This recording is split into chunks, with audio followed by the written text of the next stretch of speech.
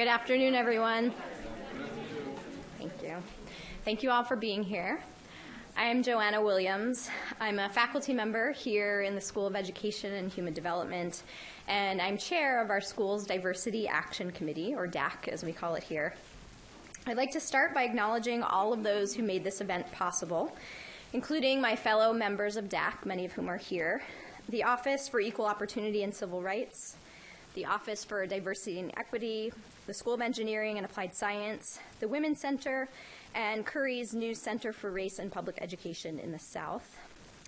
Today's event would also not have been possible without the contributions of Curry staff members Pam Farmer, Diane Cole, and Tom Rose, who's in the back filming for us. I want to acknowledge from the Office of Diversity and Equity, Marcus Martin and Megan Faulkner. Megan's in the back. They are responsible for coordinating the university-wide series of MLK events, so let's give them a round of applause. As you may know, Dr. Pratt-Clarke's talk today is part of the university's 2019 Community Martin Luther King celebration, which I'll say a little bit more about in a moment. But what you might not know is that today is also the National Day of Racial Healing. Conceived in 2016 through a collaborative effort of more than 550 U.S. leaders, the National Day of Racial Healing is a time to reinforce and honor our common humanity while celebrating the distinct differences that make our communities vibrant, to acknowledge the deep racial divisions that exist in America and must be overcome and healed, and to commit to engaging people from all racial and ethnic groups in genuine efforts to increase understanding, communication, caring, and respect for one another. So I encourage you to keep this in mind and to reflect on what it would mean for our nation to fully embrace a commitment to racial healing. The 2019 UVA Community MLK celebration is taking place through February 1st, and you can find out more about ongoing events at mlk.virginia.edu.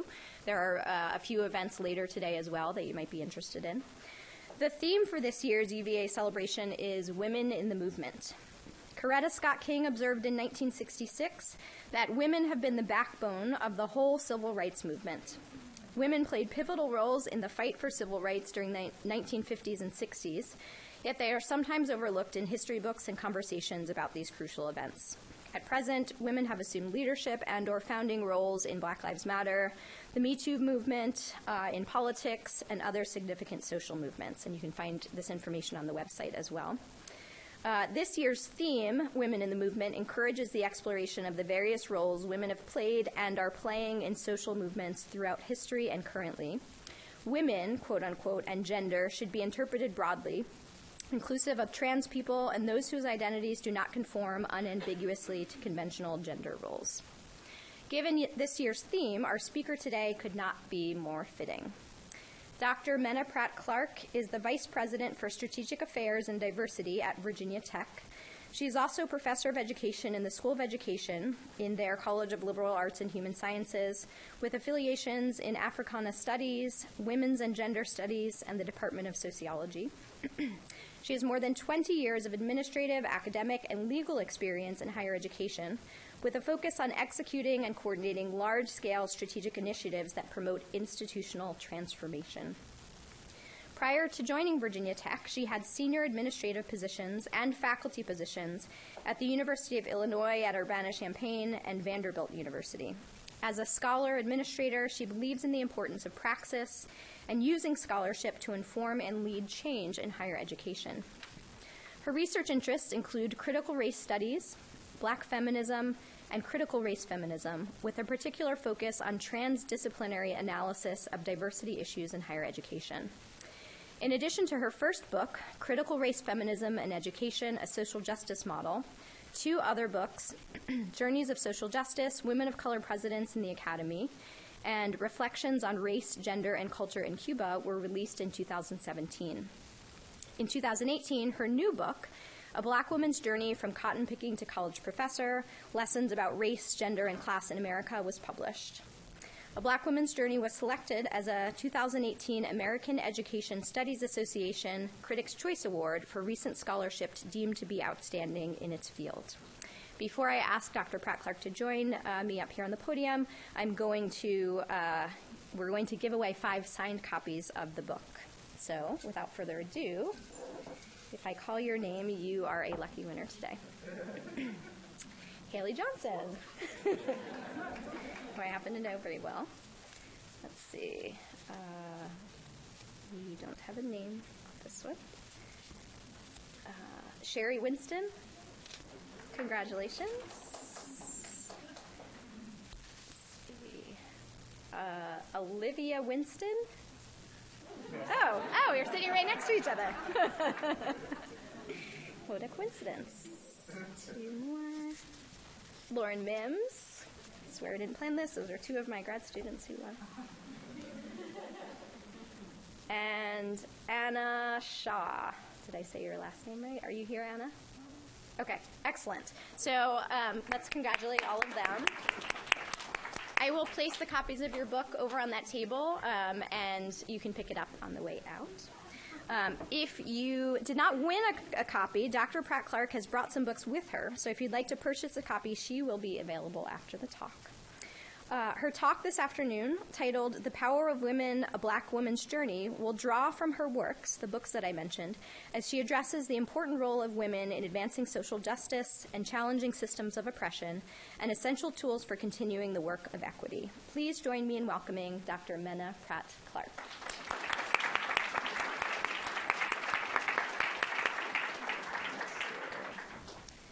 Exit out of here.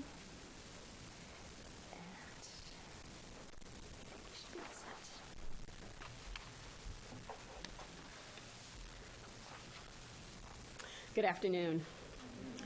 It's a deep honor and privilege for me to be here, and I want to thank the colleagues in the Curry School of Education for inviting me, and my good colleague in Diversity and Education, Marcus Martin. I'm delighted to provide the MLK lecture, The Power of Women, and I want to start my short talk today with a video.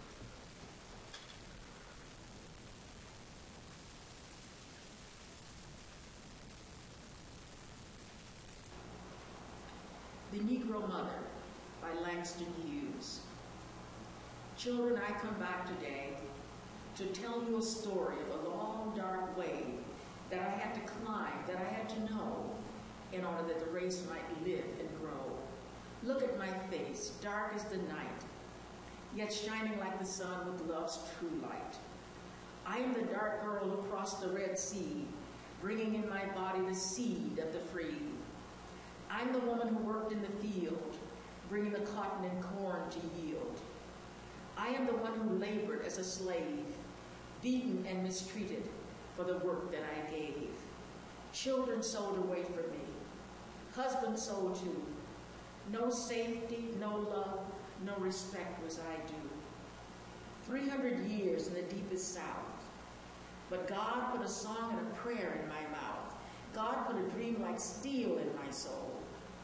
Now through my children, I'm reaching the goal. Now through my children, young and free, I realize the blessings denied to me. I couldn't read then, I couldn't write. I had nothing back there tonight. Sometimes the valley was filled with tears, but I kept trudging on through the lonely years. Sometimes the road was hot with the sun, but I had to keep on till my work was done. I had to keep on, no stopping for me. I was the seed of the coming free. I nourished a dream that nothing could smother. Deep in my breast, the Negro Mother. I had only hope then, but now through you dark ones today, my dreams must come true. All you dark children in the world out there, remember my sweat, my pain, my despair. Remember my years heavy with sorrow, and make of those years a torch for tomorrow. Make of my past a road to the light, out of the darkness, the ignorance, the night. Lift high my banner out of the dust.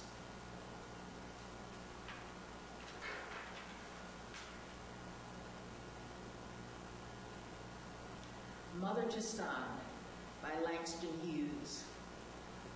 Well, son, I'll tell you, life for me ain't been no crystal stair. It's had tacks in it and splinters and boards torn up and places with no carpet on the floor, bare. But all the time I've been climbing on and reaching landings and turning corners, and sometimes going in the dark where there ain't been no light. So boy, don't you turn back. Don't you sit down on the steps because you finds it kind of hard. Don't you fall now. For I still going, honey, I still climbing. And life for me ain't been no crystal stair.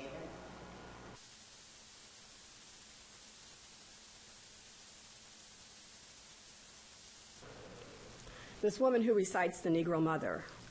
Who is this woman who symbolically has come back today to tell us a story of the long, dark way that she had to climb, that she had to know in order that the race might live and grow?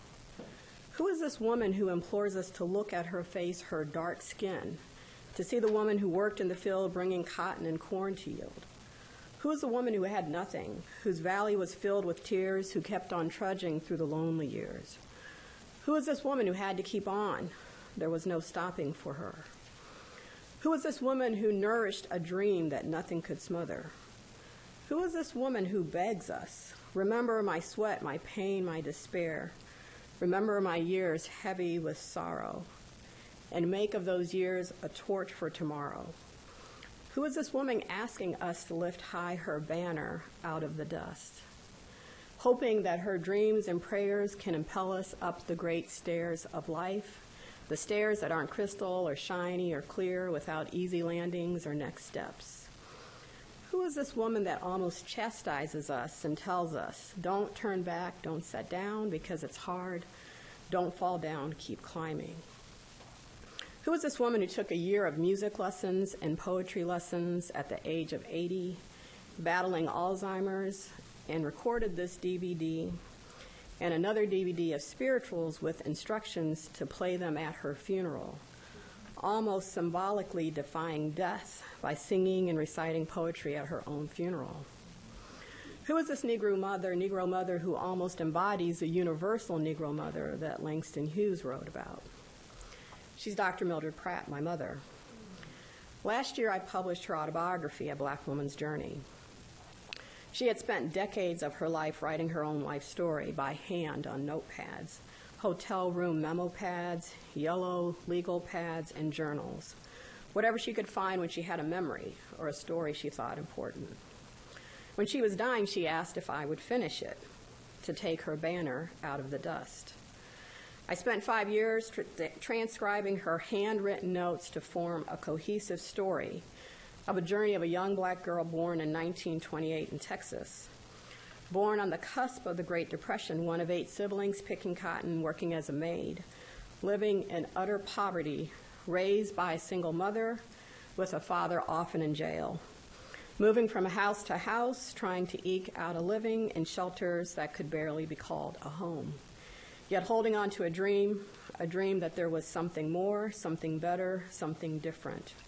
She knew her life was extraordinary, that black women didn't rise up in the 1930s and 40s and go to college, that a dark-skinned black girl who was a class valedictorian of a segregated high school but poor didn't get to go to college, that a young black girl who was raped by her brother doesn't often survive with her mind intact, with enough sanity and perseverance to keep on keeping on, that a woman who had to use an outhouse was never supposed to get to the White House to see and meet presidents of the United States, including a black president, and watch her son play classical piano recitals for them.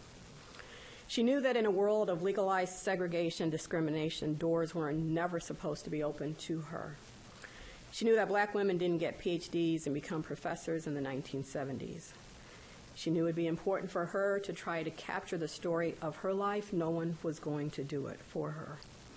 She knew that she had to document her often invisible fight for place, for a right to be, for the right to exist, to be valued, and to be heard. She asked the question in her writing that seems to even have puzzled her. How, for example, does a person born to a poor black sharecropping family of 8 children and the blackest girl in the family go on to become a full professor and earn 4 degrees? How unique was her journey from picking cotton to being a college professor? college was rarely an option for poor sharecropping families who were barely surviving and needed income from every family member who could work. In 1940, most black men and women lived out of common view in rural communities in the South. Approximately 90% lived in poverty.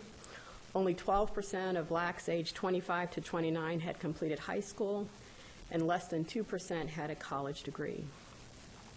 In the 1950s, only 2.4% of black women had completed 4 or more years of college. When Mildred became a full professor in the academy after getting 2 master's degrees and a PhD in social work, black women only represented 0.7% of all full professors. So why did Mildred want to share her journey? In her own words, she says, "I was born and grew up in an era in rural Texas when black people were not viewed as human beings. My life during that period was characterized by legal segregation. I have protested the treatment of African Americans and females since I was a child. I could go on and on with examples of my protest on behalf of African Americans and the shaft that many black women get. Many black females protested to open the doors for the current generation.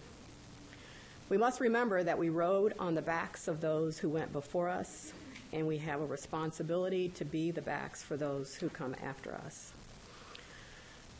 So Mildred has symbolically come back today to be the back for those of us who come after her, to remind us that we can have dreams, that we can do for ourselves while we do for others, that we can have hope in our hearts and we can trust a God who is love to stand by our side and literally deliver us into a world of possibility, but not without the reality that our paths will not be crystal clear.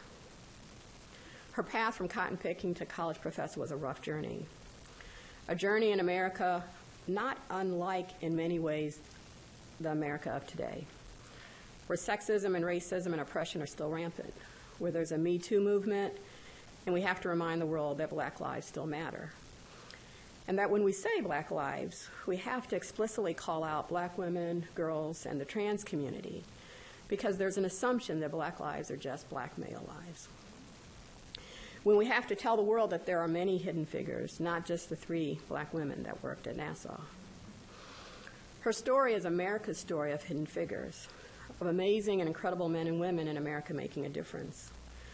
One of Mildred's legacies was founding the Bloomington Normal Black History Project, capturing the oral narratives of 100 elderly African Americans. Their journey, like hers, is the journey of America. From the East Coast to the West Coast to the Midwest to the South, moving, working, trying to make a way out of no way. So what do we learn from the journey of this black woman who grew up picking cotton in the 1930s, whose grandmother was a slave in her own voice? On this MLK week, her journey is full of lessons. Each chapter in the book ends with key lessons, but there's one key lesson symbolized by her life: the importance of voice, of speaking up, of calling a thing what it is, of denouncing, of pronouncing, of proclaiming, of naming, of challenging. A lesson of blending scholarship and activism, of being courageous in defining moments, for all of our lives have defining moments. Moments when we need to stand up, to speak up, and rise up. What were those defining moments for Mildred? As a little girl at the age of 8, she remembers going to the mailbox to get the mail, and the postman said, "Hey, boy." And she said he knew she was not a boy. She was a girl in a dress with braids. But in the 1940s, just outside of the Depression in rural segregated East Texas and across the South, blacks were not seen as humans and girls were invisible. Yet she found her voice and she proudly proclaimed, "I am not a boy, I'm a girl." She ran home, told her mother, who told her to never do that again. Not understanding why, that in 1940s, speaking to a white man like that could mean death. Her life would be spent challenging protocols. In high school in her senior year, the senior class sponsor decided that a boy, not a girl, should be the class president, even though the valedictorian, which was Mildred, was always class president. So Mildred chose to question her. Though the outcome didn't change, it was a stance and a statement. We must make stances and statements even when the outcome might not change. As an assistant professor going up for tenure in 1972,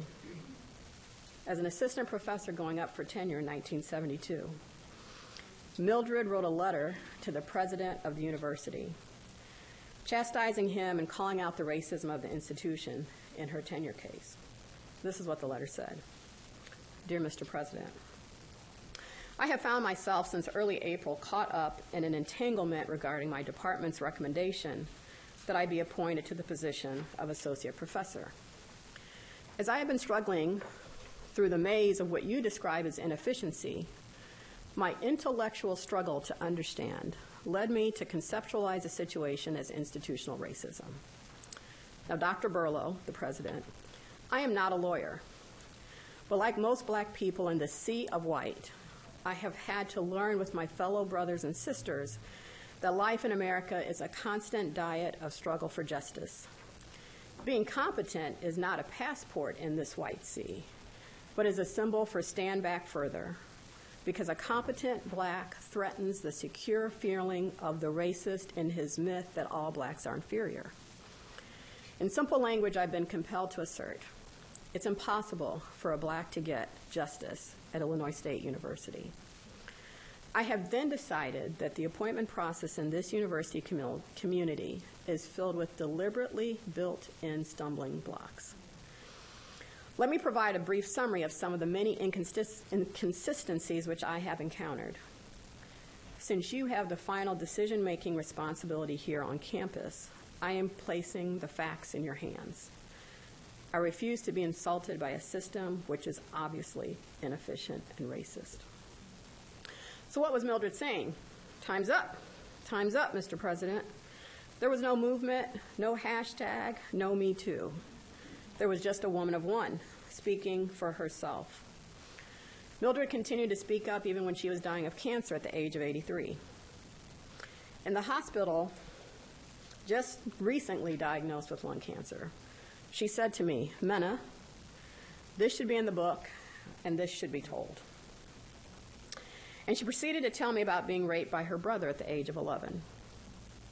Ironically, her sister, Bernice, after my mother passed, told me that she had seen the rape. She says, I saw him take Mildred under the mound, beat her, and make her submit to him. I bent down and peeked and saw him rape Mildred.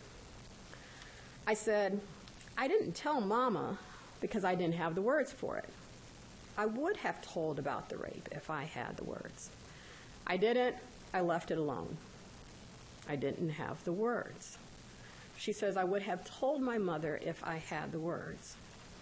So we have to ask, do we have the words in this social justice movement? If no, how can we get the words? And if yes, what do we do with the words? I believe we must begin to use the words as our power. Much of King's power was his ability to use words to challenge the moral conscience of America and to motivate and move stagnant, scared, terrified black and white Americans to engage in nonviolent protest with words. When I started my own journey, I didn't have the words. I didn't have the understanding. I didn't know. All I knew was one word: system. My parents, including my father, who immigrated from Sierra Leone in West Africa to pursue his education, eventually getting a PhD in nuclear physics in the 1960s, only to have his faculty career sabotaged at the same university as my mom within 3 years by racism, taught me just one word: the system. I didn't know at the time that he was talking about a system that was designed to oppress African Americans. The system that Bell Hooks calls the imperialist, white, supremacist, capitalist patriarchy. They made me watch Roots as a young girl, and it was only then that I began to get an understanding that something was wrong in the world. When I finished high school at 16, I spent 2 years on the professional tennis circuit, experiencing the racist and sexist system of white sports, and my eyes began to be opened. I had experiences, but not the words, and I needed the words. I needed an education, and I needed keys, which are degrees. I started my journey to understand the system at the University of Iowa. A bachelor's degree in literature and a minor in philosophy and African American studies enabled me to cultivate skills of questioning and interrogating the journey of race in America. My journey continued at Vanderbilt as a law student and a PhD student in sociology.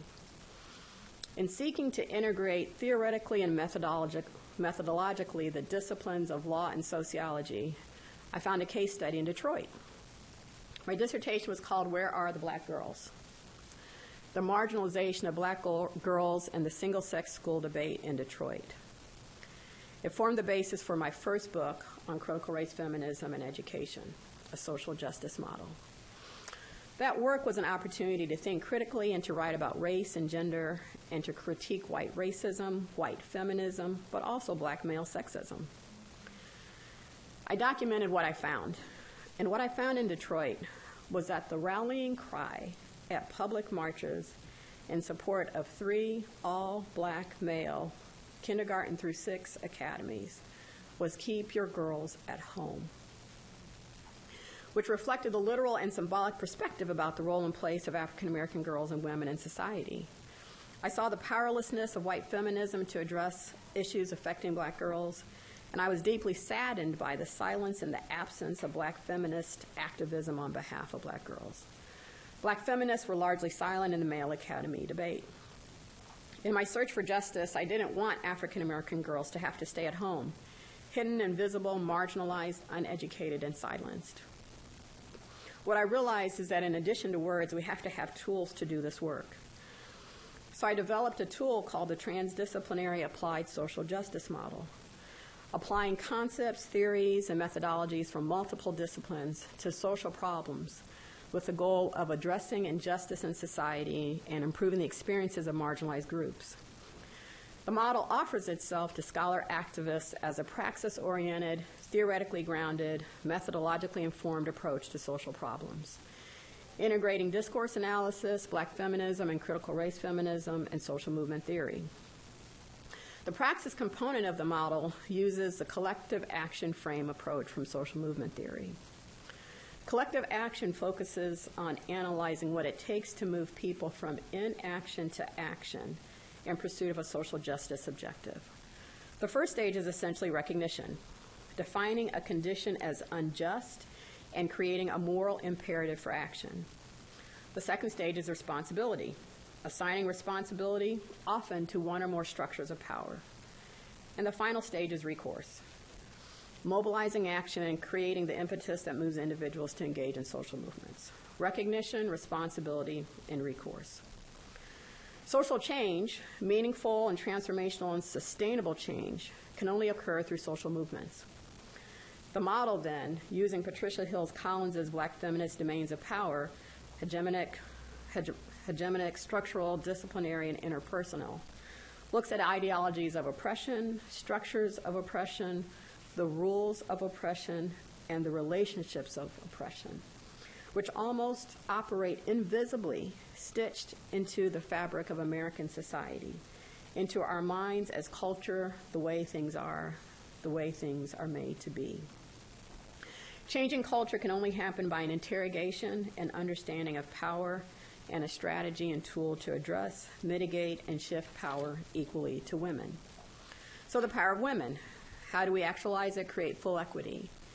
In my work on social movements, there's a concept of a catalyst point, a signature moment that generates energy and a sense of moral obligation that moves largely stagnant, apathetic people to action. As a country, we are in the midst of a gender shift.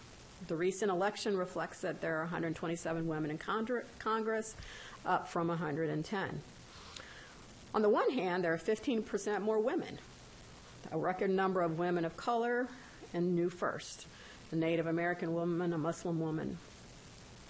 On the other hand, this record-setting number of women brings the share of women in Congress to 23%, not close to the 50% that it should be. How long might it take to get to 50%, and what will it take? Recognition, responsibility, and recourse. So what should we do? Those of us who care, allies, advocates, activists, and ambassadors. Those of us who care must first learn the history, the words, the language, and the tools to talk about the system.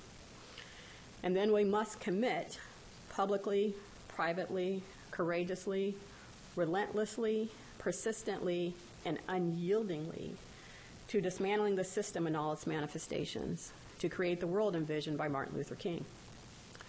This will require an immense amount of courage and determination that sometimes I am not sure we have.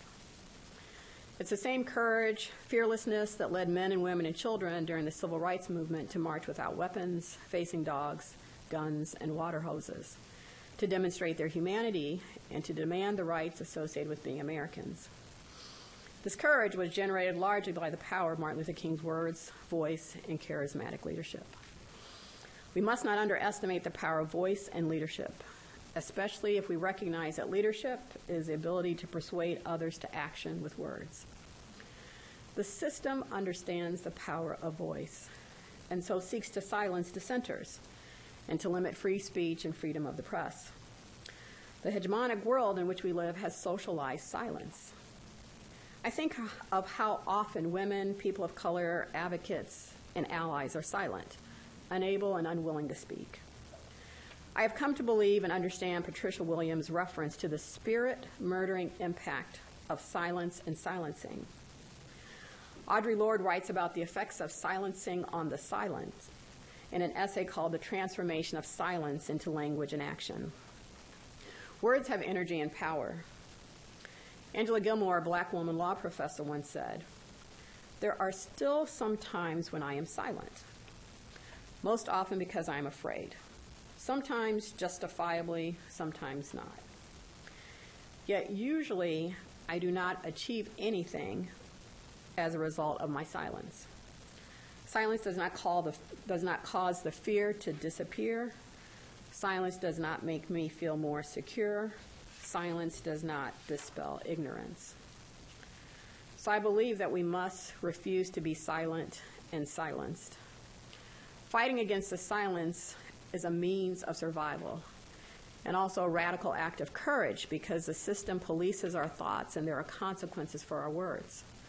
Jemele Hill, a black woman sports broadcaster, is a prime example, silenced and sanctioned by ESPN for speaking about racism in the NFL. Serena Williams policed at the U.S. Open tennis tournament for her words, for demanding, as so many of us need and want to say, "Tell me you're sorry." But the world does not apologize for its racism, its sexism, and its oppression. Yet the perilousness of our existence as marginalized people demands that we continue to speak, to voice our concerns, and become more courageous. This is a courage that I encourage others to have, even as I myself work on stiffening my own backbone.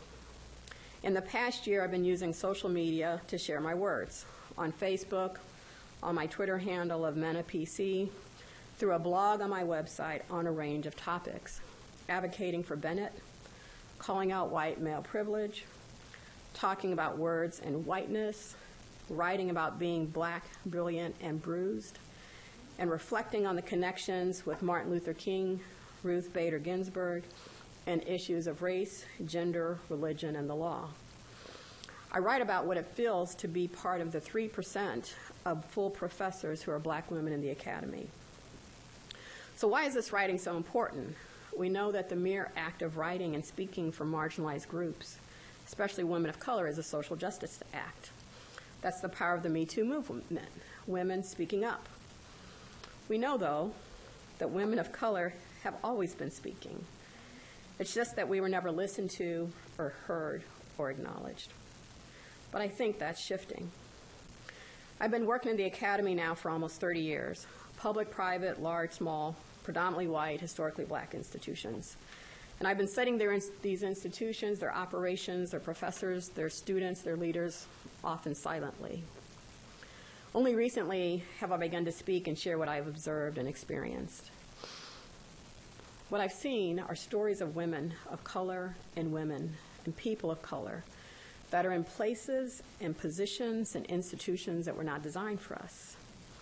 We are in places that do not think about the challenges that people of color experience in the academy. or women. We are in spaces where we are called by our first name, or Miss or Mrs., rarely doctor or professor. We are often in spaces that do not even have bathrooms for women. We are in spaces where we have to argue and dispute whether a building code will allow us to have transgender or gender-inclusive restrooms.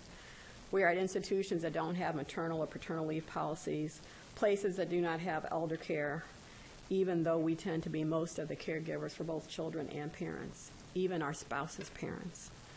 We are in places that do not have lactation spaces, that do not have child care. If they do, it is not affordable. And we are in places that do not have pictures of women on the walls. We walk into rooms full of images of white men, and it is clear that we are literally invisible. Yet we succeed in spite of this. Last year, I published Journeys of Social Justice, Women of Color Presidents in the Academy, giving voice, visibility, and value to populations that have been traditionally marginalized. It creates a counter-narrative to the traditional and dominant narrative of white male university presidents. It provides a different lens on leadership, thinking about recognition, responsibility, and recourse. This book came from the Faculty Women of Color in the Academy Conference, now in its 7th year and hosted at Virginia Tech in April. The conference brings together almost 500 faculty, graduate students, administrators, and often presidents to share their experiences, to inspire, empower, and encourage. The conference itself is an act of defiance, a statement of our presence as women and women of color. I want to share just a few key takeaways as I get ready to close from the lessons of women of color presidents. Juliette Malveaux, former president of Bennett, says, "What does a college president look like?" For many, the answer is white male over 50 and perhaps bespectacled. His hair in the image might be graying, or it might be a hearty head full of bouncing brown hair. But he'd be white, he'd be male. And he'd never have anyone say to him, "You don't look like a college president." Stereotypes allow some to define what a college president looks like, what a leader looks like, and what a change agent looks like. Stereotypes need to be shattered but also examined. What does it cost for a woman to live inside somebody else's stereotype, she asked. What does it cost for a woman to live inside someone else's stereotype? What does it cost to do the work of social justice? What's the cost of fighting against a stereotype? There is a cost. Yet we must be willing to bear the cost on our backs so we can be the backs for others, as Mildred called for us to do. And that leads to the second lesson. We must be the backs for others. As one woman of color shares in the book, it is extremely important for me to document this territory, the rhetorical geography of this jumbled administrative language, the turns and twists, the stop signs, the obscure hand signals of the country of academia, the rivers of silence, especially because so few of us are working here, so few members of underrepresented and historically oppressed groups triumphing in these obscene waters of fate through hard work, perseverance, and endurance. So we must show others the way. And the cost is hard work, perseverance, and endurance. These are not just words, they're a way of life. We enter into these spaces because we know we have to in order to make a difference. When we can be part of the solution even as insiders, but also outsiders, which is the third lesson. Rusty Barcelow shares her advice about the importance of being both an insider and an outsider. She says, "I also know that if we want to transform the academy, we need to work toward change from the inside. But that does not mean being insiders. It means living a dual life and playing dual and sometimes contradictory but integrative roles. If we become true insiders, we may as well forget about change.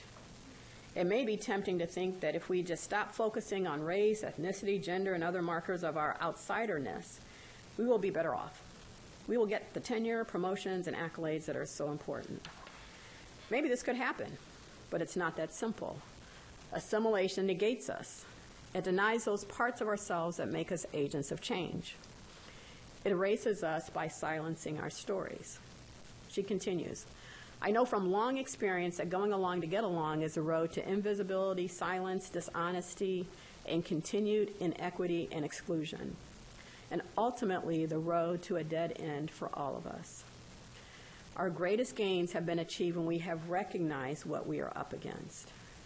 We need to be outsiders, working on the inside, negotiating contradictions, mediating cultures, and joining forces for the greater good with others who identify as, or are allies to, outsiders.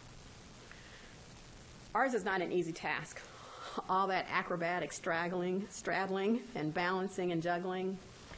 Struggle hurts, and yet it is also a catalyst for connection and liberation and social justice. It is by embracing the struggle that we do transformative work. Dr. Waded Cruzado, president of Montana State University, and a very small number of Latina women presidents, provides a final word of advice in Journeys of Social Justice on what it means to do transformative work, quoting from Women Who Run with Wolves. If you've ever been called defiant, incorrigible, forward, cunning, insurgent, unruly, assertive, rebellious, you're on the right track. If you've never been called these things, there is yet time. So time is not yet up for us to fight. It's not yet up for us to speak. It's not yet up for us to advocate. Time is not yet up for us to challenge power. It is not yet up for us to be defiant, cunning, insurgent, unruling, assertive, and rebellious. Thank you.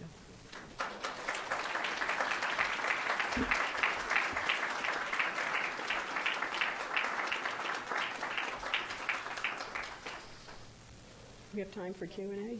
Sure. I'm just going to grab my water. You've got time for questions or comments. Phase one was recognition.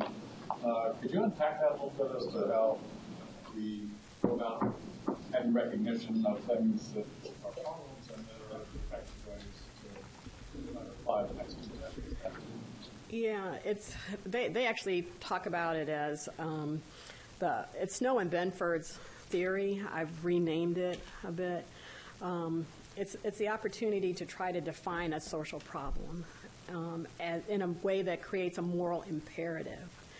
And I think it's really two factors. One is just gaining knowledge, having conversations with people who are in those journeys, and then figuring out what's the, again, I think it's the words. What are the words that are going to, and the lens that can be created by the words to create a moral imperative, and to bring people along. So I in my work on diversity, I've tried to nuance a conversation to say, let's talk about diversity. Because people get all nervous and they don't, feel comfortable doing that. If I say, and I work at Virginia Tech, and our motto at Virginia Tech is ut prosum, so it means that I may serve. And if I say, let's talk about ut prosum, they'll like, yeah, let's talk about ut prosum. Now, my understanding of ut prosum and what I've been talking about in terms of the ut prosum difference is that we can't effectively prepare students to be of service if they don't understand the population and issues of identity. So ut prosum can become a lens into a conversation that the word, let's talk about diversity and difference, doesn't. So I think that recognition is really a complicated space of how do we think about, understand, define, and then speak about a particular issue in a way that will garner larger support. Thank you very much for the outstanding talk. And I just want to say to the audience here that as colleagues within MADHE, and I have to explain that, which used to be BADHE. BADHE is the Virginia Chief Diversity Officers of Higher Education. And then recently we went to MADHE, Mid-Atlantic Chief Diversity Officers of Higher Education, to include Maryland. D.C. was already a part of this, and Delaware. And then Menah came on within the last 5 years, very strong in Virginia Tech and taking a lead. So thank you so much for all the strong work that you're doing. Thank you. Impressive work. Mentorship for your mother. It's thinking that as you looked at the notes or knowing her history, people in her life, in her life, such as her mother or grandmother or others along the way. Can you tell us a little bit about that?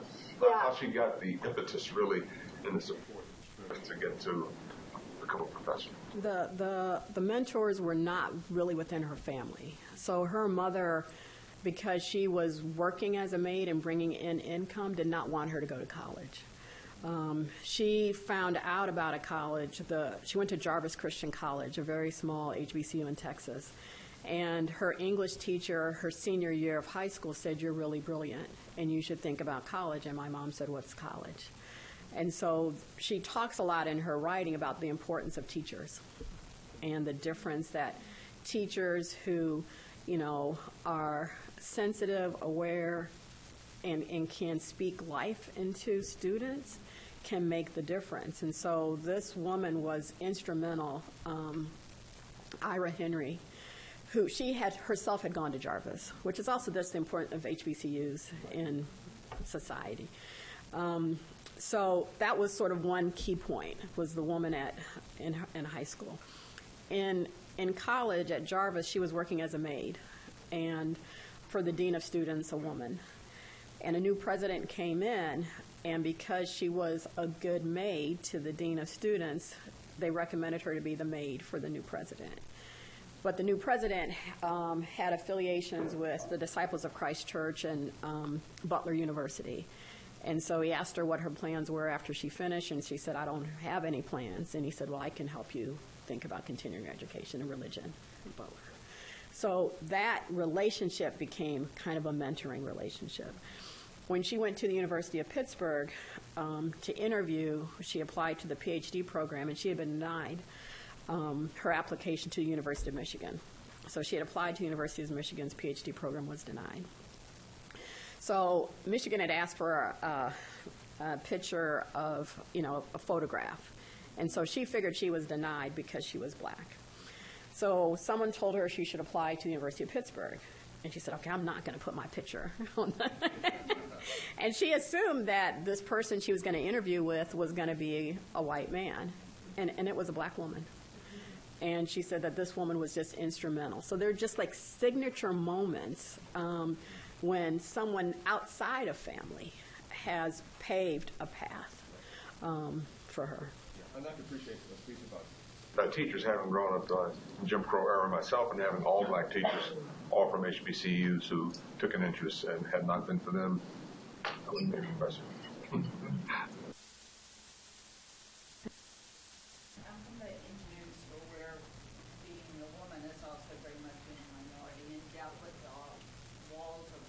Pictures, and a pet peeve of mine. I've succeeded in getting them all down for the most part. But then when donors come back and ask, "Well, where's my father's picture?"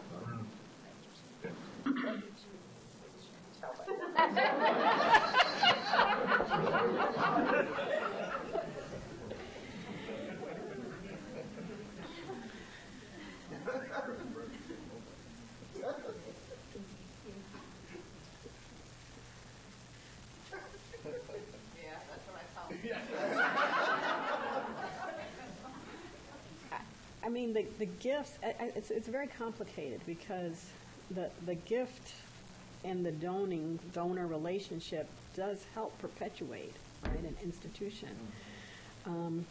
I'm sort of play a bunch of different roles at Virginia Tech, and one of the roles is this Council on Virginia Tech's History.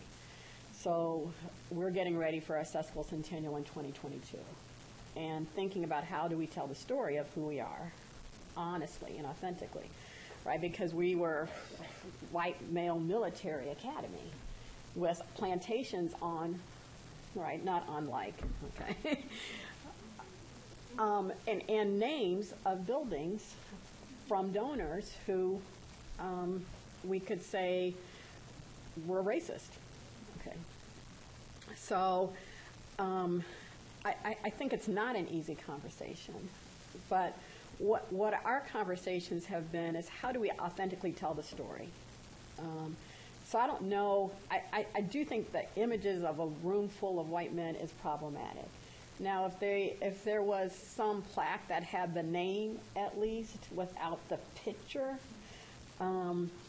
it might at least not create invisibility because I think it's important not to have sort of erasure and invisibility, but just the honest, authentic story told, you know. And I don't think you need the pictures to recognize and validate and honor a donor. And it's rare that a donor will say, I want my picture in this room and don't ever move it. But they want the recognition, they want the acknowledgement, they want the message of philanthropy and what they've done to be acknowledged and validated. So I think it's trying to create that middle ground that still honors and values and celebrates and recognizes the importance of philanthropy in higher ed without perpetuating the invisibility and feelings of an unwelcoming climate for others. Yes. My question is, at what point, or you said you recently feel like you are using your voice more, and I wanted to know what the catalyst for that was, or if you could describe the shift.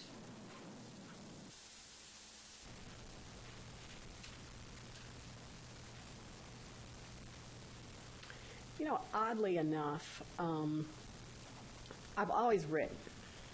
So for me, the writing has been almost that silent space, because I could say very aggressive things in writing. But then when your writing starts to get published. So my first book was published in 2010. Then it was my dissertation, and it sort of remained a little bit aloof, though I think it was one of my strongest works, actually. But then when I started hosting the Faculty Women of Color in the Academy Conference, so I founded that conference at the University of Illinois. And I remember women of color coming to the conference feeling completely disempowered. They were just beat down. I mean, they just walked in like, you know. And then I saw the impact of women who spoke at the conference. So the conference presidents, the faculty, the workshops, and it was the power of voice that transformed the women in 2 days. So when they walked out of the room, it's like, I can do this. I'm not alone. There's others. We've talked, we've interacted, we've shared. So the conference, now this year it's going to be its 7th year, started to become a catalyst for me actually visibly seeing the difference that speaking makes. I started, what's also shifted is I've started to use social media. And that was a little bit iffy for me. And I was sharing earlier, I remember I have 2 children who both graduated from college, and now one is actually, ironically, at the University of Michigan, right? So, and I remember in high school they said, hey, Mama, we need to be on Facebook. I'm like, oh, no, that's where, child predators are, And it was, a whole community in high school that was on Facebook. And it's like, we're being left out. There's study groups, they're discussing homework, blah, blah, blah. And it's like, okay, I need to learn what this Facebook thing is. So, and then by the time I figured that out, they moved to Snapchat and Instagram and, left it. When I got to Virginia Tech, the president, Tim Sands, asked me if I use Twitter. I'm like, don't do that. But he does. And many university leadership, it's a strong social platform just for communicating almost about anything at the university. You find out more about events and programs and all that. Okay. So I was like, okay, what am I going, so then I felt like if I'm going to use social media, then perhaps it can be a way to start to put ideas out there that are really talked about. And so when I wrote this book on a black woman's journey, I was thinking about how do I promote the work. So social media became an opportunity. I had to create a website. And so in creating the website, I created this section for a blog. But then there was nothing there. I'm like, I think maybe this can be a platform for sharing some difficult ideas and concepts. And so it's been this sort of phase. It's been a journey of recognizing the power of words to transform lives, understanding that I'm in a unique position because now I have the words. And I remember not having the words and not knowing what to say, but now I have a whole lot of words. And I know how to say them and how to use them to help lead change. And that's sort of my commitment now. I found everything that you've said today really inspiring. It's given me a lot to think about. One thing I wanted to ask you about is you reflected on your mom's signature moments that changed her direction. And now you're in a place where you can actually you can be very intentional about creating signature moments for students. And I'm curious what you've learned about those signature moments and if you have advice for how to design those signature moments in an intentional way to support students of color.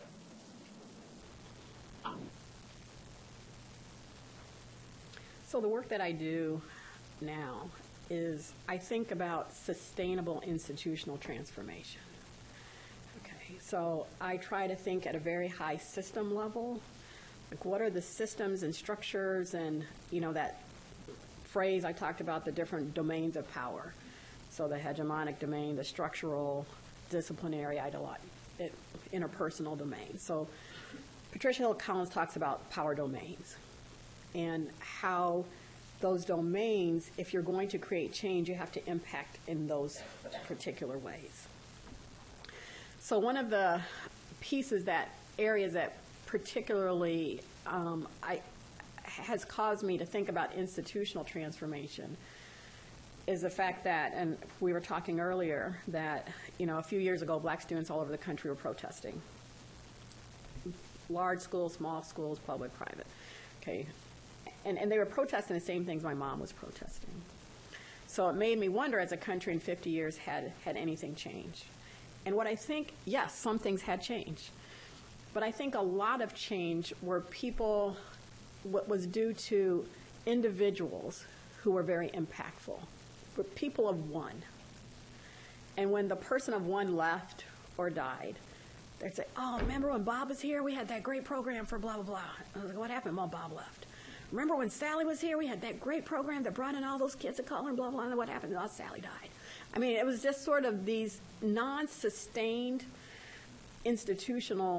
there was no institutional transformation. So the work that I'm doing now is trying to focus on sustainable institutional transformation. That involves the work of individuals, but it's individuals and coalitions working to transform the system. So it's not that a defining moment becomes the one thing, because I think you can have a lot of defining moments which are just really conversations with a person. How are you doing? I remember doing the work. We had a lot of women who were concerned at one point about the environment. Okay. And then we started having conversations with men about the environment that they were either creating or not creating for women. And some of the men said, we're not really sure how to talk to women. I said, well, it's like, hi, how you doing? Right? and that can be, it doesn't have to be, and she might say, well, I just had a baby and y'all made me teach. And nobody asked how I was doing. I thought I was going to get a semester off. I didn't feel like I could even ask you for time off. And on top of taking care of the baby, take care of my elderly parent. I mean, that can become a defining moment by just saying, how are you doing? But there are a lot of how you doing moments that never happen. So then the woman leaves, and people are like, why did Jane leave? We never talked to Jane. Instead of like, let's have an exit interview with Jane, have a stay interview. Jane, how you doing? And I think those conversations rarely happen. Just to check in. And I talk about when someone new comes to a unit, what's the culture of a program? Do people say, hey, how are you? Let's go to lunch? Or do you just let them come their first day and eat lunch by themselves? Is it a brown bag culture or is it a pizza culture? Some people don't like to bring their little brown bags in and have everybody see what they're eating. So if you're trying to bring a community together and say, oh, we're going to have brown bag lunch, you might not have. People show up. So I think it's understanding the culture, and it's being extremely intentional about creating the space for the defining moment. So we had at Virginia Tech a group of 5 white male department heads in engineering who went to a program called White Men as Full Diversity Partners about how white males can address white male privilege and create defining moments for others. And so last week at a program that had almost 400 campus people, our annual diversity program, the white men were on a panel, and they talked about their experiences. That became a defining moment for us as an institution, because a lot of other white men in the room thought, maybe there's something that we need to be thinking about. And you know, in the Q&A, I thought it was very effective. In fact, one of the women who had spoken earlier on a panel about inclusive pedagogy went up and said, "You were the reason I left engineering." Now, I don't know if it was them specifically or figuratively or symbolically, but, you know, so I think defining moments can be created in a variety of ways. It is people, but I think many times if we just focus on the individual relationships, we miss the opportunity for the larger systemic change that then changes culture. Then it just becomes a way of being. The institution shifts to doing its work in a different way that creates less of a burden on individuals. But in the absence of institutional culture shifting, the burden is on person by person by person to do things very differently than what the institution is structured to do. So before we thank Dr. Pratt-Clarke, I just want to give some closing remarks. We are celebrating Martin Luther King yesterday and throughout the rest of this month. And in 1967, he gave an address to the American Psychological Association. And one of the things he said was, "For social scientists, the opportunity to serve in a life-giving purpose is a humanist challenge of rare distinction." I'll say that again. For social scientists, the opportunity to serve in a life-giving purpose is a humanist challenge of rare distinction. Dr. Pratt-Clarke, I want to thank you and thank your mother for showing us what it looks like to embrace that challenge. Thank you.